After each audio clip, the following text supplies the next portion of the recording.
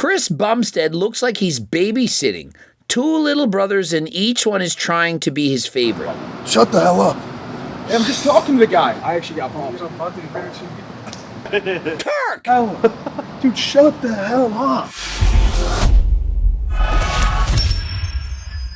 Coach Greg, and in today's video, the Tren twins, they infiltrate Cbum. They get in a workout together, and so we're just going to talk about it, going to show the craziness that goes on, and we're going to see what are the Tren twins like when they're in the presence of a 6-time Mr. Olympia champion. Tren twins act around Cbum like they are meeting Jesus Christ. Calmest Tren twins video. The world gonna shut down when we get the Sam Sulek times Tren twins collab. I mean, honestly, I think it would go down almost exactly like this. I feel like Sam Sulek and Chris are almost exactly the same. Chris Bumstead looks like he's babysitting.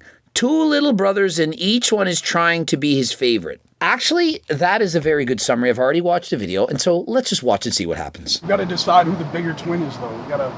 The bigger or stronger twin? I feel like I don't care about being. I like being strong, but I'd rather be bigger. And so they're going to be training back, and the goal of the workout is to see who's bigger and stronger. Mike says, I just care about being the biggest. I don't care about being strong. While Chris says, I want to be both the biggest and the strongest. I care about both. And so the reality is neither of these things actually matters, and most likely whoever's taken the most PDs at said given time is probably going to be the one that comes out on top. When you're lifting, you like get motivation.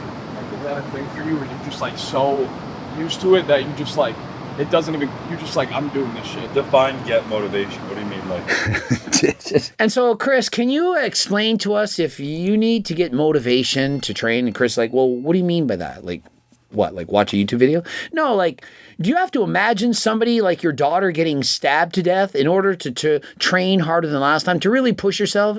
No, I don't need to think that. But I don't judge. Personally, I don't have to act as Mike Israetel does and go to level 4. I just train. I can have 40 people standing there and screaming at me saying, do one more rep, or slow, low, strong, all the whole different things. I just train. I'm me. It's intrinsic. I don't need the external motivation from other people pushing me to go harder. I mean, I have days I don't want to come in here, but definitely over the period of 10 years of just doing the same thing every day. On those days, you just show up. We all have days when we're feeling good, days when we don't want to be there. And the difference between the champions and those who are not is the champions, they just keep going. It becomes a habit. It's a routine. There is no motivation. There is just do. And so if you watch Chris Bumstead train, you'll notice he goes through a greater range of motion throughout all of his exercises. In comparison, Mike, he's going through a limited range of motion. Perhaps he doesn't have the flexibility, the range of motion, or perhaps he's just ego lifting. Oftentimes the Tren twins are trying to lift heavier weights than last time, and they really care about the number, the weight that's on the bar. Chris, he has no ego. He's just doing the most perfect weight humanly possible. Dude, every set, every Turk! rep, it's just Turk! perfect. And so Mikey notices, he says, every single set, it's perfection. The entire range of motion, everything is perfect. Now, here's my personal opinion. You don't need perfect range of motion. You don't need perfect reps. If you're doing every single rep immaculately perfect, you're doing perhaps science-based lifting, you're getting a really deep stretch and you're really pulling it in, you're going and pausing and doing everything perfect. Chances are it's a lightweight. You can't push very heavy weights, training to failure and beyond while using perfect form. It doesn't work like that. If you're going to lift heavy enough with perfect technique while doing lat pull downs, bent rows, and so on, and you're not using any body English whatsoever, you're going to be failing perhaps 5 reps short of where you could have failed. And so you're actually science-based training if the science is causing you to train less hard, because after all, we know that training harder creates greater muscle stimulus for growth. And so if you just stop every time you feel like your form is going to be slightly off, where you can't pull the bar all the way down, you're like, oh, that's it, failure. then you're not training hard enough. Now, if you're a beginner, that's absolutely how you should train. You should be using perfect technique, perfect form in every single rep. The Tren twins, they've been at it for close to 10 years. I don't think they need to train with perfect technique. And so just because Chris's form looks better doesn't mean it's going to build more muscle. Yeah, Hani said the same thing, bro. You're stiff as fuck. Now, Mikey, he's stiff as fuck. But if you can't get stiff as fuck, harder than last time, it's going to help you with that stiffness, and perhaps you can satisfy or please that lady harder than last time while being harder than last time. Code Greg, 15% off. Our first prep, we stopped our, Shut the hell up. I'm just talking to the guy. Okay.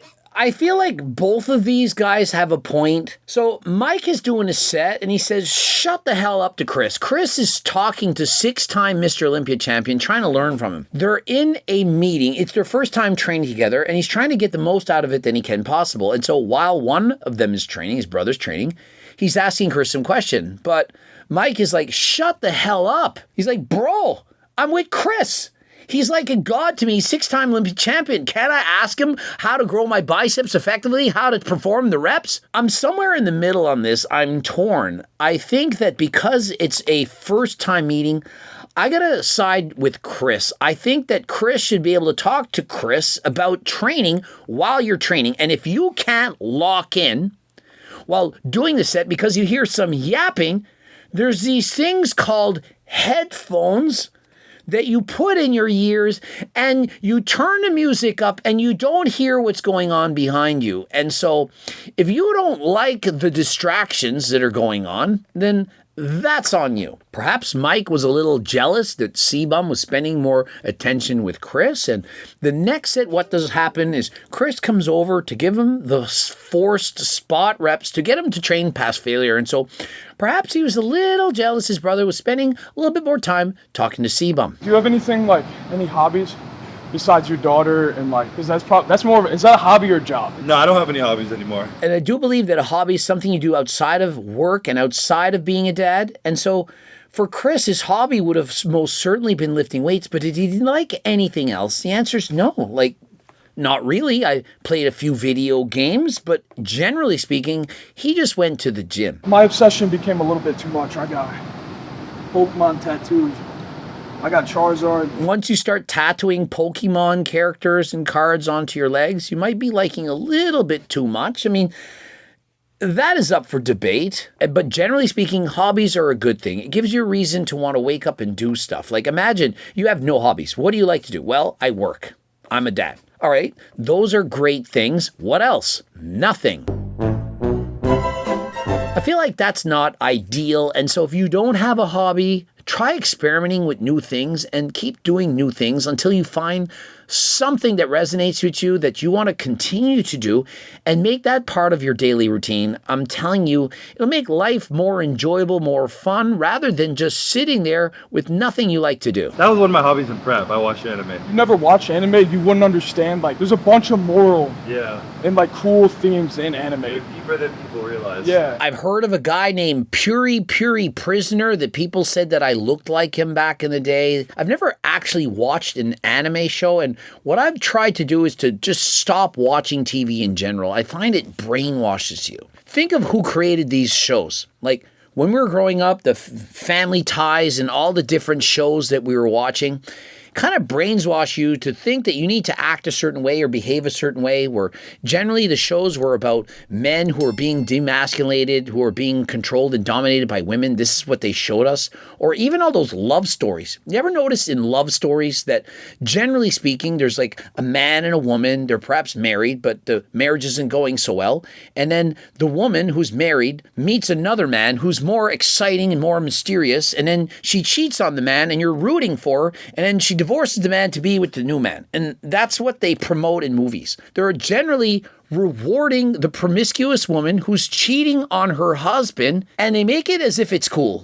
But he's cooler and funner, and that guy, he just goes to work and study, and he's more of a nerd. And so, move on to Mr. Fun Guy. Show him how it's done. Can we get a lift off thing? You want a lift off? My arms are too short. And so the Tren twins, just like Coach Greg, their arms are too short. Of course, can barely reach anything. I have the same problem with my legs. It's tough being a manlet, but you know what? There are worse things in this world. Despite the fact that you don't have a lot of height, a lot of size, perhaps you're only 5'6". The main thing is if you're 6'5" when you're sitting on your wallet. Just maybe because I'm hypersensitive to my tear out. Like your chest? Or your chest? My chest. No, Like this. He's doing the exact same thing that his brother was doing to him previously, but now it's okay. I mean, do you pick this up? Did you notice this? Like, my brain is analyzing everything as I'm seeing, and so for one twin, it's not cool if you talk to Chris behind your back. But when it's his turn to do the set, you go and talk to Chris. Why did God nerf her? You nerfed me. You were taking up all the nutrients in the park. Being a twin myself, I fully understand the argument they're making. You're splitting the nutrients in the womb that your brother is taking from you. And so what I did with my twin is that we played rock, paper, scissors when we were in the womb. And so essentially through twin telepathy, we would communicate playing rock, paper, scissors. Now, what I really wanted was I wanted to be taller and more jacked and more tan. And so I got all those things. My brother, in comparison, he really wanted to be smart. He's got lighter skin and he's shorter. And so I think I win. Come on. You got some chalk around here? Come back! We didn't use chalk. You're such a vagina. And so I noticed that the Tren twins have a lot of animosity towards each other. Myself and my twin, we're not like this at all. There's no calling each other vaginas. There's no making fun. Why do they have to insult each other and put each other down so much? Is it the way they show affection and love for each other? Is that the way you're supposed to do it as a man? Imagine if they just complimented each other and were nice to each other and always said the right things. Would people still watch them? Is this how they act in real life? Is it for the camera? Like, wouldn't you really want to know what it's really like to be with the Tren twins? Are they actually angry at each other, or are they putting on a show? Let her retire. Kirk! How many was that? It's like 9. 9? Yeah. It was 1 or 2 less than him. But you beat me, though. And so they're very competitive. Who got more reps? Who lifted more weight? Asking Chris whose form was better. And so, I mean, does it really matter? It doesn't matter! Oh, look. Oh, yeah, this light is good as shit. Chris, stop being a narcissist. He's training with Cbum for the first time. He's got a good pump on. I mean, half the point of getting muscles is so that you can look at them. And so I really don't see it as being narcissistic. Narcissistic pass card in your body. And besides, Cbum gives him the narcissist pass. That's thick. I need this. See what I need. Yours not thick? Not like that. Like, come feel this, bro. Like, your lat right here is, like, popping. A little bit of feeling up of Cbum here, checking out his back, but I do believe that the Tren twins were more impressed when they met Urs. Do you remember when he asked him if he could touch him? How he wanted to feel his thighs, how exciting that was for him. The Tren twins, they were in awe. And despite the fact that Cbum is a 6-time Mr. Olympia champion, I do believe that in their own minds, Urs was that much more impressive. You ever take intro? You like What are intro you workout? asking him this shit for? Of course he's taking Kirk! intro. I do, yeah. Kirk! Dude, shut the hell up. Can he just talk to Chris and do what he wants? Why do we have to control him? Why are your feelings superseding the importance of your brothers? You guys have been together since before you were even born. Can't you just stick up for each other rather than trying to tear each other down? It's almost like you want a Mr. Olympia. I know, but it's just crazy to see in person. Like, there's no... That is one of the keys. Even in retirement, bro? Even in retirement, like, you know, it's just crazy. I don't understand why people say even retired. For example, you retired and look at him and he still has muscle. It's been not even a year and he's not natural. Like, do you all think that Cbum just went off of everything, that he's not even on HRT? Or do you not think he's still taking something prescribed by a doctor? Now, I'm not saying he shouldn't be taking something, but do you really think that Cbum is going to completely melt away at what, the age of 30? And lose all his muscles when he's been training his entire life? The man has amazing genetics. 6 Olympia titles. It's not even been a year. And let me remind you, he competed after he retired from classic physique and he went into open. And so he had even more muscle in open than he did in classic physique. And so why would his muscles disappear? Bro isn't 50. I'm 50 years old. Cbum is about 30. And so you really think he's going to melt away and lose all his muscle like The Rock did? So you guys got big so fast, you're like stuck there. And so Chris is saying, look, here's the problem. You guys got too big too fast. How do you think that happened? from being natural? Probably not. And so when you put on that weight very quickly, you need to remain flexible. Remember when Sam Sulik met up with Urs, what did he tell him about his posture? He needed to keep his shoulders back. And so if you're getting very, very large and you're not going through full range of motions because you're ego lifting in the gym, you're going to become more stiff. And I'm not talking about the downstairs, stiff in the muscles. You're not able to go through that total range where you're getting a good stretch and squeeze on each and every rep. And so Cbum ends the workout doing the Mike Israetel dumbbell curls where you lay back on a dumbbell. The only difference is he's not using 10-pound weights. I'm not saying this is not a great exercise. I do this exercise all the time. I just don't do it with 10-pound dumbbells. And I train hard. I actually got problems. Damn, oh shit. Bro, nah. And so they end the workout with a slap each other in the face and arms competition. I don't know why they're doing this, but I mean, it does remind me when I was on the swim team, perhaps between 13 to 17 years of age. This is how a lot of the guys acted. I never liked that kind of thing. I mean, some people like it. It's not my thing. And so I guess being aggressive is fun for some people. It's just not my thing. And so it is what it is. All right, we're gonna go show Mr. Bum here how to get down on some fucking crumble. Perfect post-workout meal for an Olympian. And so I disagree. I don't think that crumble is an excellent post-workout meal. I mean, for starters, it's way too high in sugar, in calories. It's too low in protein. And almost worst of all, it's about a 3 out of 10. In terms of the junk food options that you could get, it's one of the worst ones I've ever tried. Myself, I was eating with Hussein Mepsigram, and then my brother and his wife, they went to get crumble, and they were like, I can't believe that there's hype about this. I don't know how you can create hype from foods that are not even good. I mean, it makes me think that almost any business can succeed as long as you hype it up appropriately. And speaking of something I do not hype up enough whatsoever, Turk Builder Max and Turk Platinum, the best supplement from HDLT supplements. Debatably, I mean, one could argue GO2 Max is better for improved cardio, as well as GLP Max to reduce your appetite, which can make a significant difference in your weight loss journey. So if you're interested in those, code Greg 15% off. And of course, if you're interested in the cookbook, you can get that. Algor-X for blood work, prescription medications, enclomiphene, Cialis, telmisartan, the list goes on and on. Perhaps you're into terzipatide or the Ozempics and all those things. You can use code Greg for 10% off, as well as Momentous Clothing. And so if you're interested in any of these things, click the link in the description. Subscribe, click the bell button, comment to boost the algorithm, like the video. Don't forget to watch either of those two bloops. And until next time, I am out.